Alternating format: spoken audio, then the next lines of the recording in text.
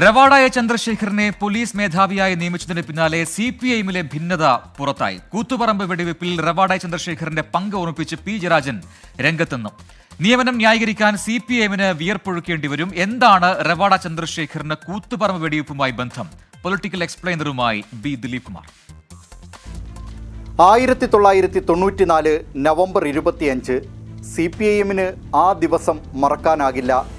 കൂത്തുപറമ്പിൽ വെടിവയ്പുണ്ടായതും 5 പേർ മരിച്ചതും അന്നാണ്. K Rajeevan, K Madhu, Babu, KV Roshan, Shibulal എന്നിവർ. പുഷ്പനെ പോലെ നിരവധി പേർക്ക് അന്ന് പരിക്കുമേറ്റു.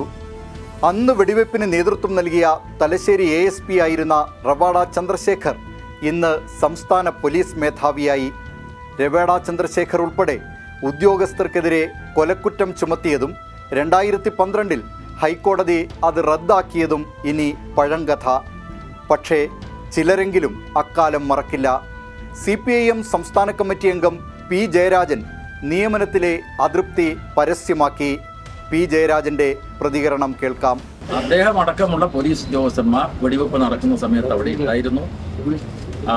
ഹക്കീം ബത്തേരി എന്ന DYSPയുടെ നേതൃത്വത്തിലാണ് വെടിവെപ്പിന് ആധാരമായിട്ടുള്ള സംഘർഷങ്ങളുടെ ഒരു രൂക്ഷതയുണ്ടായത്. ആ കാര്യമാണ് ഞാൻ പറഞ്ഞത്. പിന്നാലെ നിയമനത്തെ ന്യായീകരിച്ച് CPIM സംസ്ഥാന സെക്രട്ടറി MV ഗോവിന്ദൻ രംഗത്തെത്തി. ആ പ്രതികരണം കൂടി നമുക്ക് കേൾക്കാം. ഏറ്റവും പ്രധാനപ്പെട്ട ഡിസ്ട്രിക്ട് ജഡ്ജി തന്നെ അന്വേഷിച്ച അന്വേഷണ കമ്മീഷൻ റിപ്പോർട്ടിൻ്റെ ഭാഗമായിട്ട് അദ്ദേഹത്തിനെ ഒഴിവാക്കുന്ന നിലയാണ് യഥാർത്ഥത്തിൽ സ്വീകരിച്ചത്. അതുകൊണ്ട് പ്രതിയാക്കപ്പെട്ടു എന്നുള്ളതുകൊണ്ട് അതിൻ്റെ തുടർച്ചയായുള്ള ഈ കാര്യങ്ങളൊന്നും മനസ്സിലാക്കാതെ ആരോപണപരമായിട്ട് മാത്രം ഉന്നയിക്കുന്നതിൽ പ്രശ്നമില്ല. കൂത്തുപറമ്പ് വെടിവയ്പ്പിന് 2 ദിവസം മുമ്പ് മാത്രം ASP ആയി ചുമതലയേറ്റ റവാഡ ചന്ദ്രശേഖറിനെ വെടിവയ്പ്പിനെക്കുറിച്ച് അന്വേഷിച്ച പത്മനാഭൻ നായർ കമ്മീഷൻ ആരോപണമുക്തനാക്കിയിരുന്നു. പ്രതിപ്പട്ടികയിൽ നിന്ന് ഹൈക്കോടതി ഒഴിവാക്കിയത് 2012-ലും. CPIMനെ സംബന്ധിച്ച് മനംമാറ്റം നേരത്തെ തന്നെ തുടങ്ങിയതാണ്. DYFI പ്രവർത്തകർ അന്ന് തടഞ്ഞ MV രാഘവൻ ജീവിതാന്ത്യത്തിൽ CPIMന് പ്രിയങ്കരനായി. മകൻ MV നികേഷ് കുമാർ അഴീക്കോട് മണ്ഡലത്തിൽ LDF സ്ഥാനാർത്ഥിയുമായി. അന്ന് പരിയാരം മെഡിക്കൽ കോളേജുമായി ബന്ധപ്പെട്ടായിരുന്നു സമരം.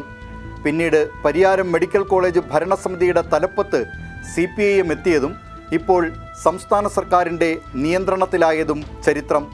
ഒടുവിൽ റവാഡ ചന്ദ്രശേഖർ സംസ്ഥാന പോലീസ് മേധാവിയുമായിരിക്കുന്നു.